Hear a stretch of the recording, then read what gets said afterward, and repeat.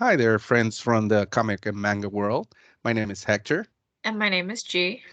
and we're here to talk to you about our picks for the FOC February 14th, 2022. Now, for those of you who don't know, Dee and I work for Penguin Random House, and we manage sales into the direct comic market around the world. So the titles that we picked are from those imprints and publishers that we can sell into that market. So let's get started. The first one is my pick, The Batman's Grave, the complete collection by Warren Ellis, illustrated by Brian Hitch. This is a trade paperback. The hardcover came out last year. This is a 29.99. It goes on sale March 15th. And this is one of those Batman stories that I mean, I love all Batman, but I really love it when they take another a supporting character's point of view.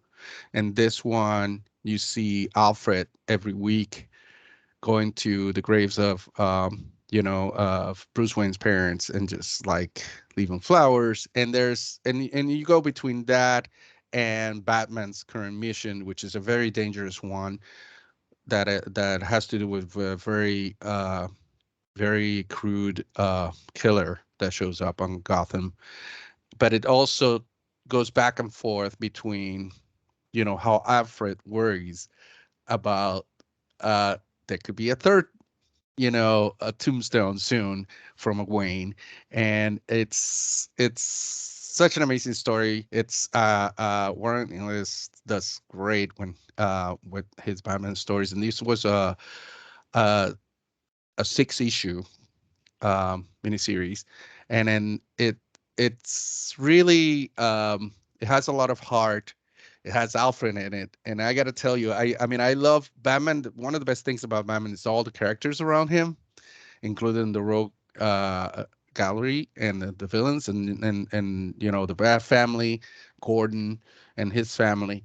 But I think Alfred is the heart of Batman stories, and whenever they could put a spotlight on him, it's amazing. The results are incredible, and this is one of those cases. hmm So I I highly agree. recommend it. I Yeah, agree with Alfred. I am Team Alfred all the Team way. Alfred. Yeah, we should get shirts made out. Team Alfred. All right. Next is your pick. Yeah, next is my pick, My Dear Friend Nokatan, Volume 1, and this is created by Oshio, and this comes out on March 15th, and this is by Seven Seas. This is actually a new license that Seven Seas acquired. I'm not familiar with this creator, so I'm very interested in it. It's about this protagonist, Torako, who used to be a delinquent, and they described her as like a former punk. And she has like this clean slate now, and her classmates are not aware of her wild past. And so Mm. she's like an honor student, and like, like none of that was all behind her. But then there's this transfer student who's like this elk girl who has these horns coming out from her head, and she like sniffs out Tarako's past, and as a result, this causes trouble for Tarako. And so you follow the chaos that happens as you read through the manga. Again, like I am just sucked in by the expressions. This is Yeah, very weird. it So is. It that's what is. draws me in. So yeah, I'm excited to pick this one up. Yeah, and I just noticed. I didn't notice before. Like, she's seeing. I noticed the little birds and around her, but I didn't notice that she has like a Pinocchio nose on the top Uh, left. yeah. And I definitely want to find out how that. Well, I guess she lied. And then also the birds are, they could get the artist in trouble with Twitter, but I think they're different enough. And then this is the well, the front cover and the back The cover. And back cover I is love great. I love that when they It's put the just, TV versions on the back. I don't know. There's something about that added touch of the cookie dropping or the Yes, biscuit, the whatever it is. biscuit. And then Yeah. the below is like former delinquent, and then the other one, a deer. and it's amazing. It's so good. Yes. So, oh, sorry. And I just noticed, dear to my heart. Yeah. Ah, gotta love the puns. Yeah, yeah, Yes. yeah. The puns is fantastic here. Yes, that is dear to my heart. And then next, this is actually both our pick. Um, you're really interested in it. I'm a big fan of K Samba, this Island in a Puddle one. It's gonna be a short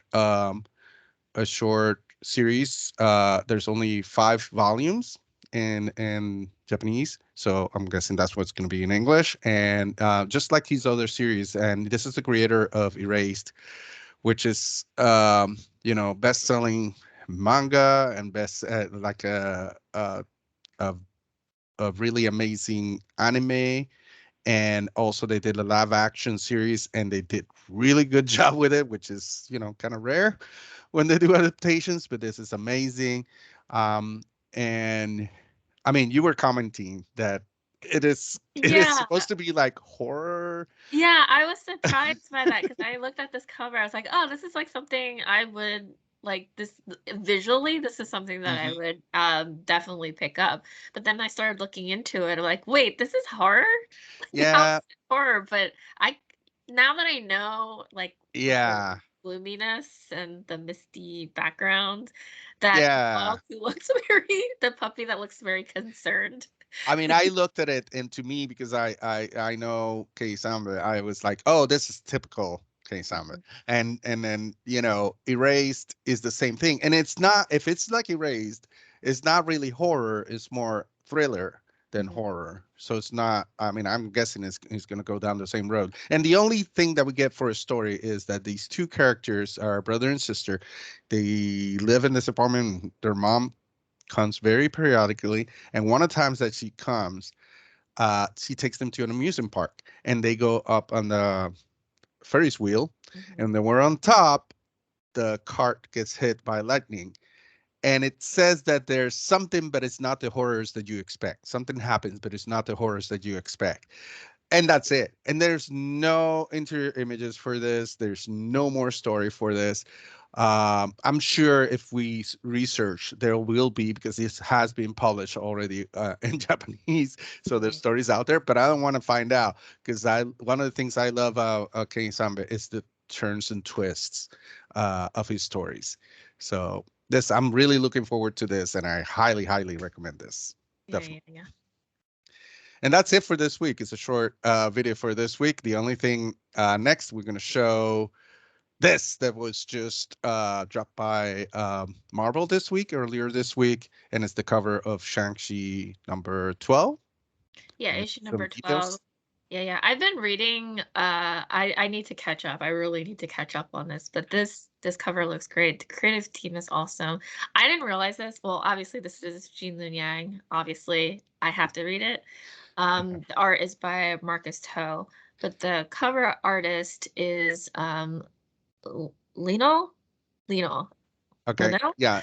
You can tell by the signature a little bit. I have to learn the pronunciation of the artist name.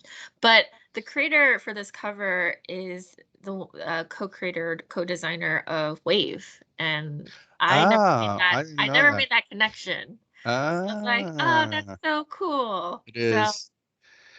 And it yeah. kind of, now you look at the cover, it's like, ah, I get it. Yes. Mhm. And then this is, I mean, there's not much of the story that is told on the description, other than Shang-Chi now has to decide whether he's going to use the Ten Rings his Ten father Rings. left him. But that could, you know he's going to have to struggle, if he does, between good and evil, because obviously they have a bad influence on whoever wears them. So this is going to be amazing. This is an amazing cover. It's coming in May. I'm sure we're going to talk about it again when the FOC comes around. Oh yeah, yeah, yeah, yeah, for sure. Okay. And that's it for this week. Thank you for watching. I do want to mention that anything that you and I, any opinions that we made on this video, are solely our own and in no way reflect the opinions of Penguin Random House, its imprints, or distribution clients. And that's it. Thank you so much for joining us for these few minutes, and see you next week. Bye everyone.